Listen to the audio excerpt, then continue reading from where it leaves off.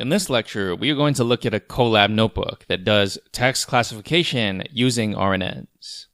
The specific text classification we're going to work on is spam detection, which, as you can probably surmise on your own, is a very practical application. Note that there are some other examples of text classification, such as sentiment analysis, where you can try to guess whether a passage is positive or negative, and also just document classification. For example, if you're a news site and you have thousands of articles, you may want to automatically classify them into different categories on your site, such as technology, local news, lifestyle, health, weather, and so forth. So there are lots of basic applications of text classification. This lecture is going to walk you through a prepared Colab notebook, although a very good exercise, which I always recommend, is once you know how this is done, to try and recreate it yourself with as few references as possible. As usual, you can look at the title of the notebook to determine what notebook we are currently looking at. To start, we're going to load in our dataset, which is a spam detection dataset stored as a CSV. We'll use the wget method to download the data first.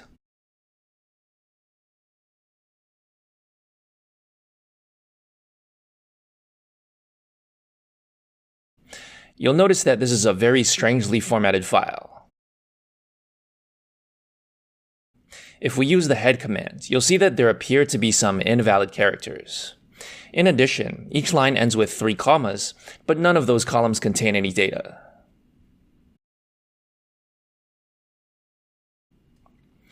The next step is to load in our CSV using pd.readcsv.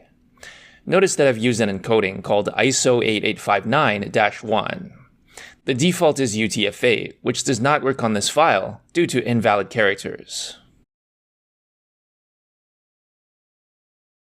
The next step is to do a df.head to see what our data looks like.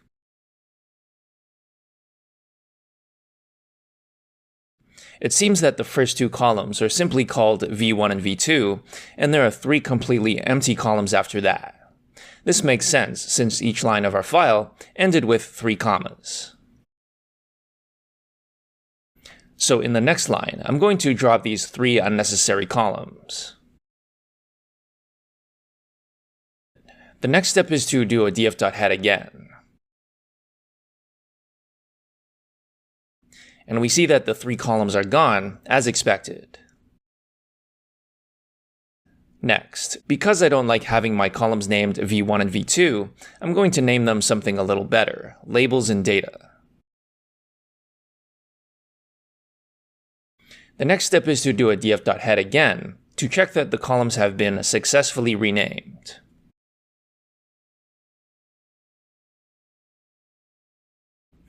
So currently, the labels are called ham and spam. As you know, in machine learning, we like our columns to be integers from 0 up to k-1. In our case, since k is 2, we want our labels to be 0 and 1. We'll map ham to 0 and spam to 1. We'll assign this new column to be b labels. The next step is to split our dataset into train and test. The next step is to check the shape of our datasets, just as a sanity check.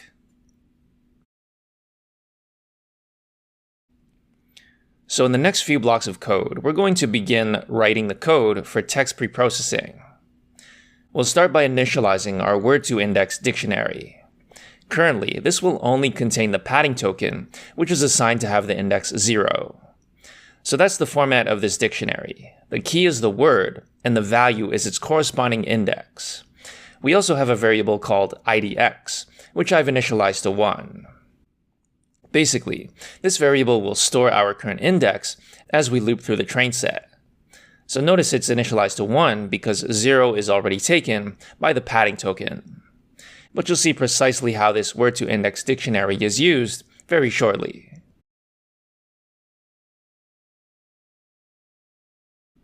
The next step is to loop through each document in the train set. Our goal right now is to populate the word-to-index dictionary. That is, we want to store all the words in the train set and assign them to all unique integer indices. So inside the loop, we begin by grabbing the data column, lowercasing the string, and then calling the split method. This is the simplest way to do tokenization. Lots of people think tokenization is some magical operation, but in reality it's just a fancy string split. There are other things you can do like split punctuation or completely remove punctuation, but we won't consider those scenarios. Of course, it's easy to replace this line with anything you like. For example, the tokenizer from NLTK, Spacy, or Gensim. It's essentially no effort to do that, so if you want to try that on your own, please do. The next step is to loop through each of our tokens. Inside this loop, we're going to check whether or not the token is currently in our word-to-index dictionary. If this is not the case, then we need to create a new entry. Otherwise, we don't need to do anything. So inside the if statement, we simply add this token as a key and set IDX to be the value. We then increment IDX to prepare it for the next token we find. Okay, so hopefully you can see how this loop will populate the word-to-IDX dictionary with unique indices assigned to each word in the training corpus.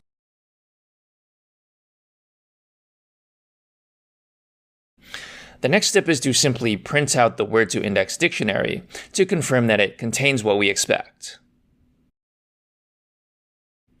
Okay, so hopefully this is what you expected to see. The next step is to check the size of the word-to-index dictionary to see how many unique tokens we have.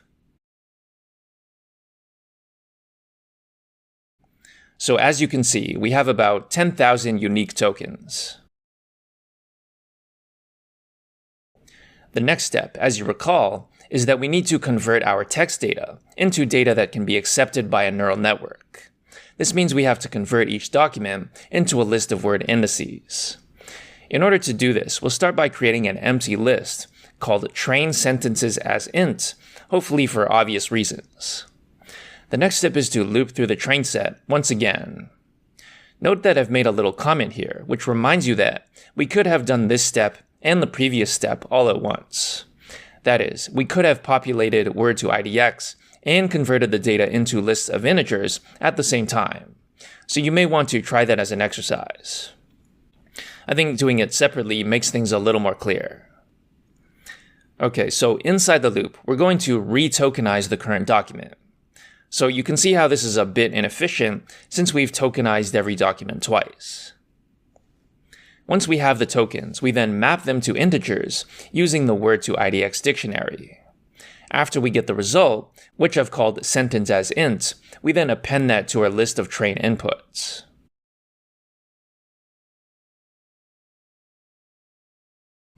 The next step is to do the same kind of loop for the test set. But this time, it's going to be a bit different.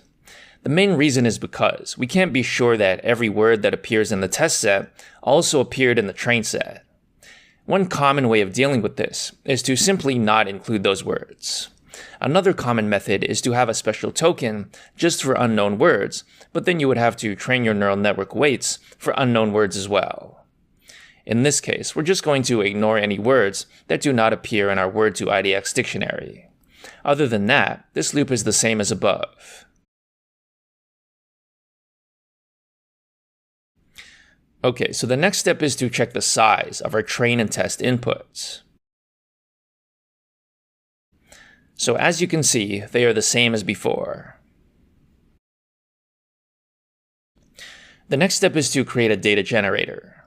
This is optional since, theoretically, you could just loop through the data structures we already have. However, this makes the subsequent PyTorch code more similar to what you've seen before. So this function is going to take in 3 arguments: the inputs x, the targets y, and the batch size. Inside the function, we're going to start by shuffling the inputs and targets. As you recall, when we do batch gradient descent, we like to shuffle the data on each epoch. We then compute the number of batches, which is the ceiling of the size of y, divided by the batch size. The reason we want to use the ceiling is because if they don't divide evenly, we still want to include the leftover points. The next step is to loop through each of our batches. Inside the loop, we're going to start by computing the end index of the batch. So normally this would just be I plus 1 times batch size. But remember, the final batch may not be a full batch. So we need to account for that by taking the min of the usual value and the length of y. The next step is to index x and y to obtain x batch and y batch using the indices we just found. Okay, so please double check these indices and make sure they make sense to you. If they do not make sense to you, then apply my rule. When in doubt, print it out. Okay, so currently, x batch is a list of documents, each represented as a list of integers. There's one problem with this, which is that each document in our dataset could have a different length. In fact, they most likely do.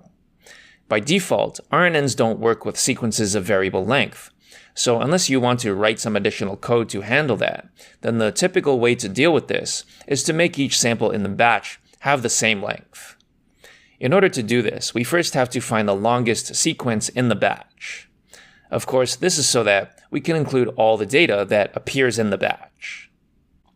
So all the shorter sequences will have padding, and the longest sequence will not have any padding. Okay, so max len is just the maximum length of the documents in the batch. The next step is to loop through each sample in the batch. Inside this loop, we first grab the sample, which I've called little x. So little x, at this point, is a list of integers representing the document. As always, when in doubt, print it out.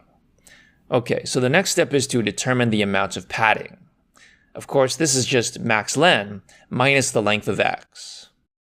This is because after padding, we want all the documents to have the length max len. So we multiply max len minus the length of x by a list containing 0, which, as you recall, doesn't actually do multiplication. When you use the asterisk operator with a list, it simply repeats the list that many times, so what we get back is a list of zeros. The final step is to join the padding and x together and store this in x batch. So this will overwrite what was in x batch j at the start of this loop. Now, once this inner loop is complete, x batch will be a non-jagged array. So at this point, we can convert both x batch and y batch into torch tensors. The final step in this function is to yield x batch and y batch. As you recall, this is a generator, so we want to yield and not return.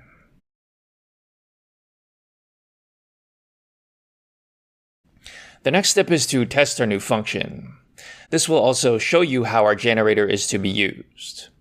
As expected, we use it in a loop, and it takes in our inputs and labels as arguments. Inside the loop, we're going to print out one input target pair along with their shapes. We'll then break out of the loop since we only need to see one. Okay, so here you can see the input tensor, which is a 2D array of integers, as expected, where most of the rows just start with a bunch of zeros. This makes sense since that's the padding. We can see that the target tensor is just an array of zeros and ones with a size of 32, as expected. The next step is to do the same thing but with our test dataset, just so you can see how we can loop through that data as well. As you can see, it's pretty much the same thing.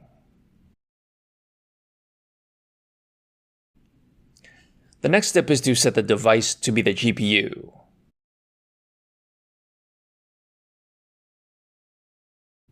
Next, we define the model.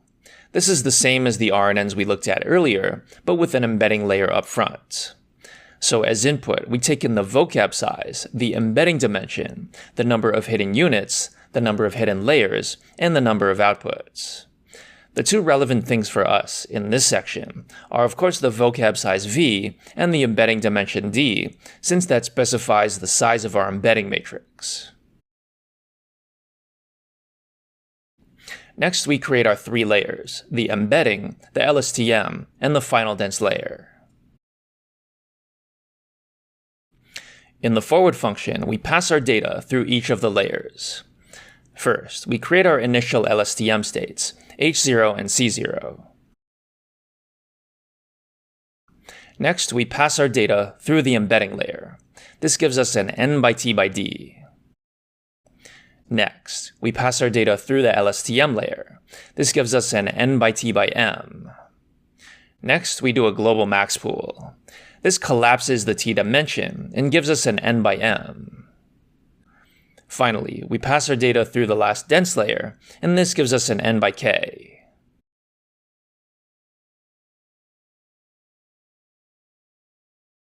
Next, we instantiate the RNN and move the parameters to the GPU. As before, I'm going to speed through the usual boilerplate code, which we've seen.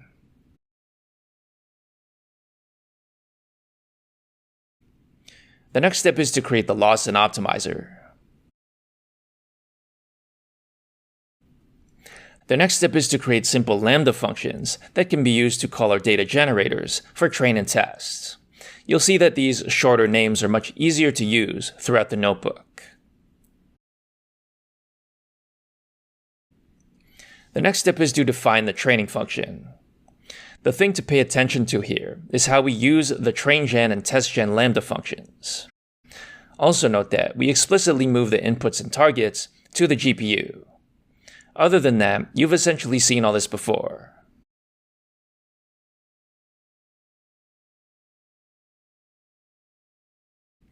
The next step is to call the training function.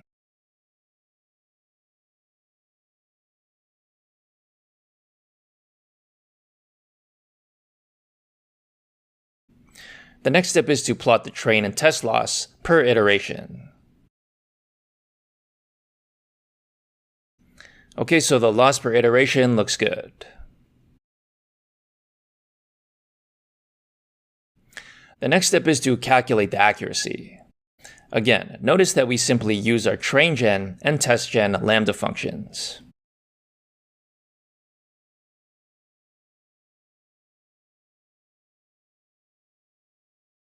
Alright, so we end up doing pretty well, in the high 90s. So conceivably, if you wanted to say create your own web server that processes some type of email or digital message, you can now filter spam very accurately. As usual, please take this opportunity to try different hyperparameters yourself and see if you can improve the results on your own. So please try that as an exercise, and I'll see you in the next lecture.